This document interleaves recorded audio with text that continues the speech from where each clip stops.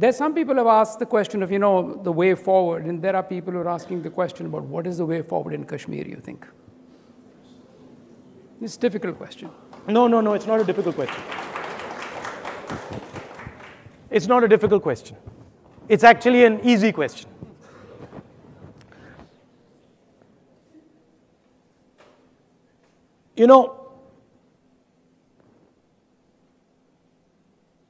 For 9 years, I worked behind the scenes with Prime Minister Manmohan Singh, with Mr. Chidambaram, with Jairam Ramesh, and a large number of people. And we worked silently on Jammu and Kashmir. When we started in 2004, terrorism was rampant in Jammu and Kashmir. By the time we finished, in 2013, I went back and I hugged the Prime Minister. And I told him that, one of your biggest successes is the end of violence in Jammu and Kashmir. In 2013, we had basically broken the back of terrorism in Kashmir. And we hadn't done it by giving big lectures and big stories. We hadn't done it by giving big lectures and stories. We had done it silently. I'll tell you how we did it. We did it by holding Panchayati Raj elections. We did it by linking women to banks, self-help groups. We did it by running a program of getting young Kashmiris, young people from Jammu and Kashmir and Ladakh, employment in other parts of India, bringing corporates to Jammu and Kashmir, having conversations like this with them, and building their confidence. In fact, the bodyguard who I went to Jammu and Kashmir is standing right here. And my way of measuring progress, I had two metrics. One metric was how many commercial flights are coming into Jammu and Kashmir. Because the more commercial flights, the more tourism, the more people are comfortable, the better we're doing. And the second was how close these guys stand to me. So if these guys are standing like all around me, we're not doing well. And if they're sort of loosening up a bit, we're doing well. So we went from practically no planes to 50 planes. And I remember one day in 2013, when I was looking around and I was like, where are my security guys? And they had actually loosened up so much. And there was crowds all around me, 100, 200 people, and having a conversation. I went back there in 2014, and this gentleman was there with me. And this gentleman, these are his words, not mine. Let's get out of here right now. Otherwise, we're going to be in serious trouble. Right? What happened between 2013 and 2014 August? I'll tell you. Our strategy was to close the space for terrorists in Kashmir.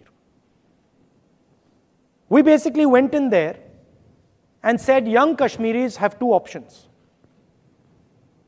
They can either be pro-India or they can be against India. Let's close the against India space. Let's find every little space we can find which is not pro-India and shut it down. And it took us 9 years. Panchayati Raj elections, suddenly the Indian government landed up right in the village. We had Pradhan sitting in the village, managing budgets of 1 crore, informing us exactly who the terrorists were. Students going to Bombay, to Karnataka, coming back and saying, you know what? Actually, there's opportunity here. So we gave the kids in Jammu and Kashmir a vision. And it was working. And then in 2014, the Indian government did something that inflicted a huge, huge strategic cost on India. Essentially, there are 4 political parties in Kashmir. There's the BJP on the extreme right. There's the Congress, nationalist. There's the National Conference. There's the PDP. There's the Hurriyat. And then there's terrorists in Pakistan.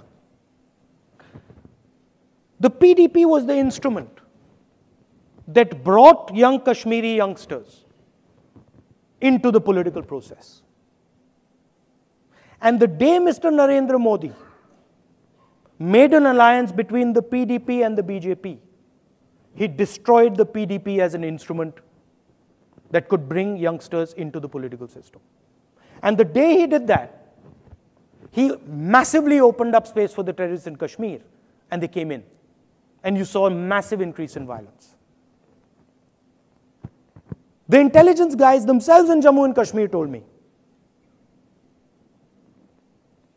that large numbers of the PDP have suddenly gone towards the militants. When you take these strategic decisions to take a little bit of political advantage, you do tremendous damage to the country. Today, Jammu and Kashmir, the space in Jammu and Kashmir has been opened up, not only for the Pakistanis, for other players in the region. And it is going to impose a massive, massive strategic cost on India. Just one small decision. So when you go into the details of these things, the answers are not complicated. You talk to people, you give them hope, you give them a vision. It doesn't matter who they are. Whether they're from UP, Kashmir, anywhere. They will engage with you. You build trust with them, they will engage with you. It's not complicated. The reason it doesn't happen, those are complicated. What about the current strategic? Harsh, you want to ask the next questions? I think we've gotten quite a few questions. But what amazed me, Go ahead. Sorry. Okay. I'm passionate about this because for me, the Jammu Kashmir question is a very important question for our future. You know what amazed me was 9 years of work. Going there, talking to people, 9 years, 30 days destroyed. 30 days. And it blew my mind. I was so sad. I was like, my God, 9 years. And it can just be wiped out in 30 days.